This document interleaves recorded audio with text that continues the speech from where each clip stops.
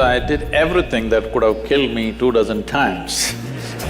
Not simply out of egoistic jingoism that you want to do something others cannot do. It's about stretching yourself beyond your limits somewhere. Youth without any sense of adventure are not youth.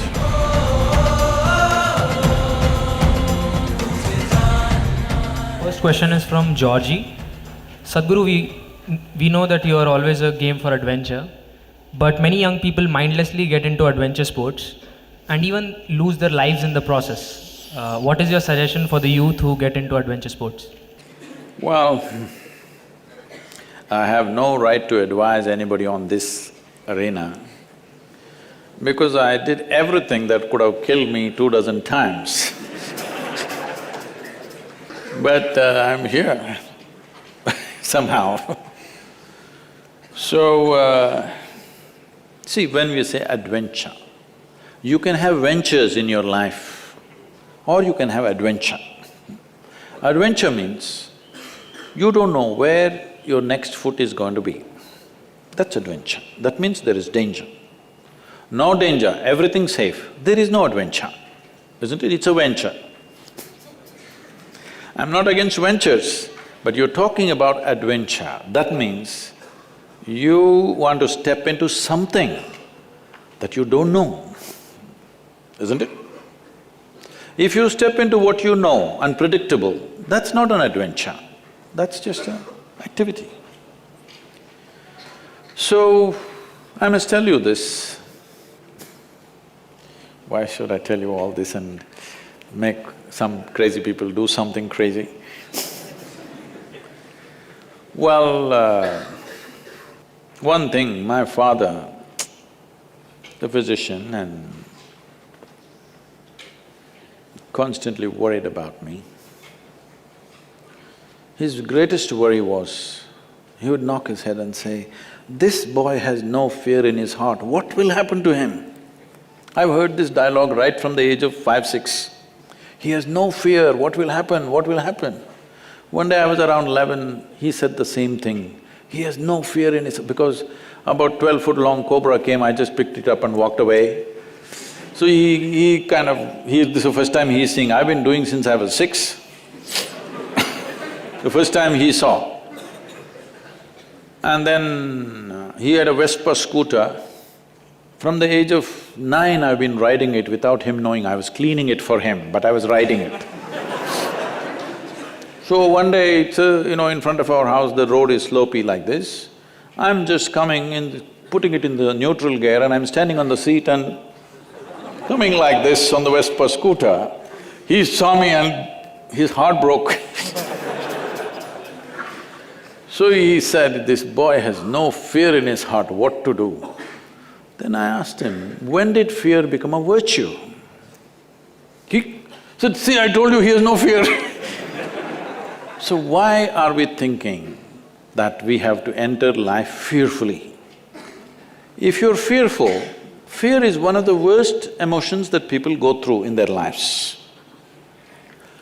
Why fear happens is, you are imagining something that's yet to happen. Hello? You're imagining something. So what you're suffering is not some situation, you're suffering your own imagination.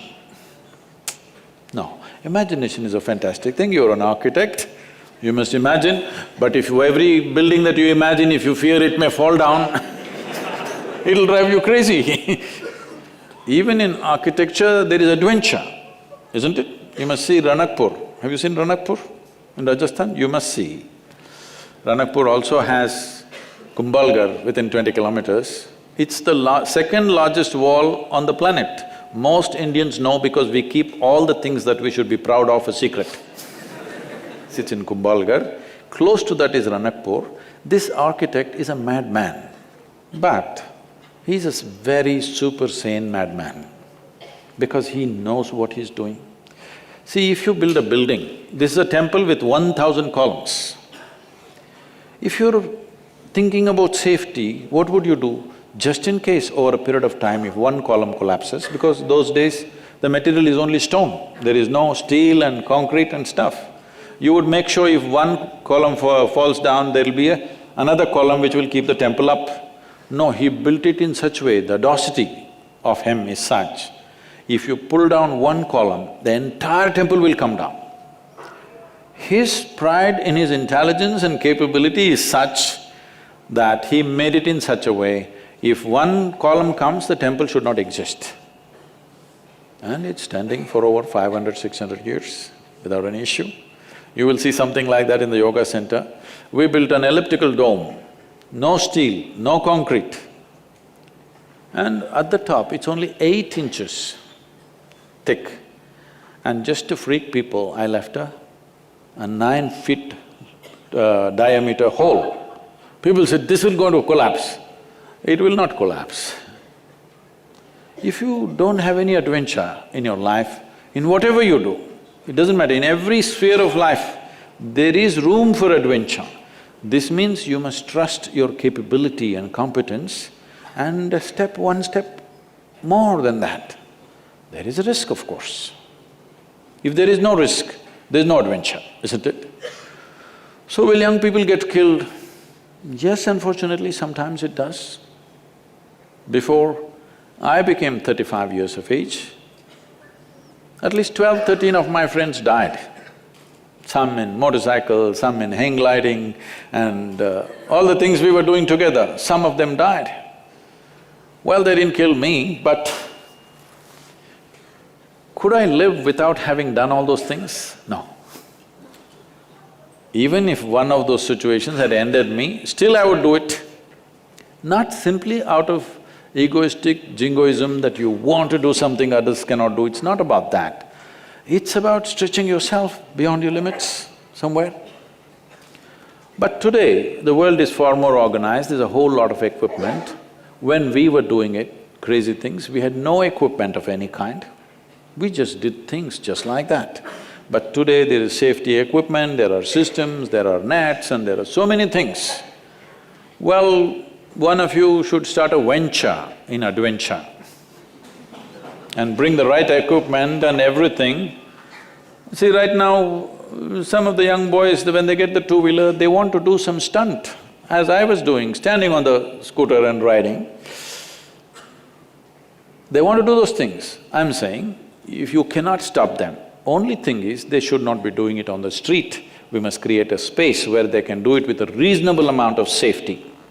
Is it 100% safe? No. Nothing is 100% safe. All of us are mortal, isn't it?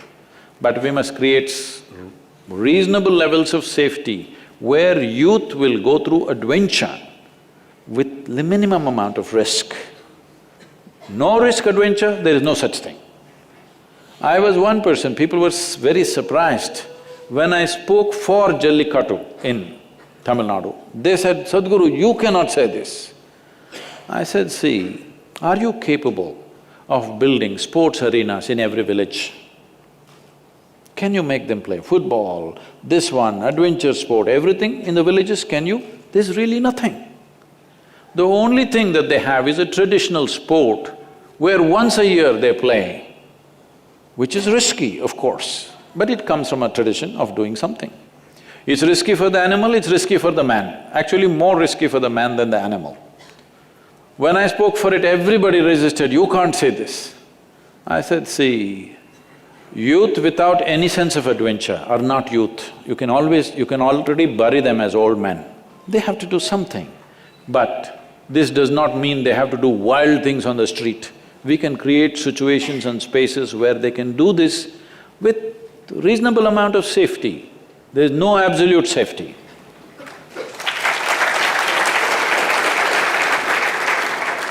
Some of the parents who are here don't approve of this, but otherwise they'll do it somewhere where you can't see.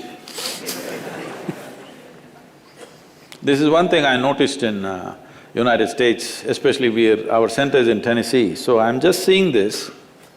If you go to your shop, I go to your motorcycle shop and I see they made motorcycles for 3-year-olds. They actually built motorcycles for them. 3-year-olds are riding full on in the dirt bikes. I thought this is great, parents are standing there fully helmeted, jacketed, everything, they're riding. This is great because this needs to happen. Otherwise, they will do something wild when they are 15, 16, without any training, without any preparation, without the safety equipment, then we don't know how it'll end.